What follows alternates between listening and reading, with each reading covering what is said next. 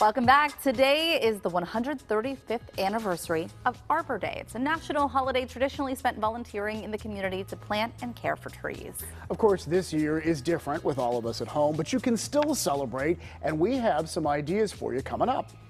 First, though, Mikey Hood shares 5 tips to make sure the trees in your own yard are healthy and stay that way.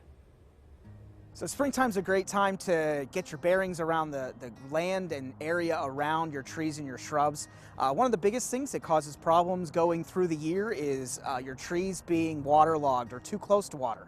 This is a bit of an extreme example with a ditch here, but the root system could be in there really sitting in water. It can lead to root rot. It could lead to the root system softening and the tree tipping over in high winds. It's a great time of year to prune because there are no leaves, so you can really see what limbs need to go. You know, we're looking for dead branches, sort of like you see here on the end. There's no growth coming out, and we're losing some bark. Back in the middle of the tree here, some broken limbs, again, some more dead, some hanging things. In the spring and the summer, we get a lot of strong storms with some heavy winds. Trees that aren't necessarily maintained well could become hazardous to your property or even to people. Dead limbs falling out of trees, whole trees tipping over. I mean, some of it can be mitigated. But now is a good time to plant trees, like this redbud.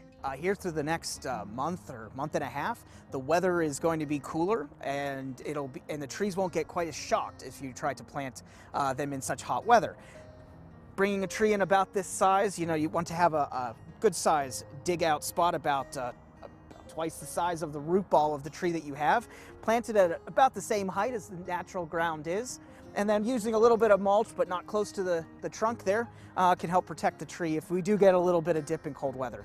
Let's talk fertilizer and mulch. This time of the year, lots of people are mulching around their trees, which is a great thing to do, but a tendency of people is to pile it up on the trunk. This is what we call volcano mulching, and it's very bad for your trees. Leads to bad rooting, leads to rot at the base. What we recommend is you move your mulch back, you know, still keeping that 2 to 3 inch layer, but keeping it about 2 to 3 inches back away from the base of your tree. This time of the year, it's also a great idea to properly fertilize your tree. A good deep root fertilization is helpful, and I like being able to go and help people make their property safer, definitely more beautiful, and to keep these living things we have in our neighborhoods and in our homes, you know, or on our properties just looking great. All right, and our thanks to Mikey. I wish that we could get out and plant some trees today. I mean, I guess you can if there's some dry time, but Another way to celebrate Arbor Day, other than planting a tree, of course, is to take a walk and enjoy beautiful trees in your own neighborhood, picking out maybe the tallest or the oldest trees, your favorite tree. Absolutely, or get your kids to draw a picture or write a story or a poem about a tree. Look for more ideas on the Arbor Day Foundation website. They have lots right there.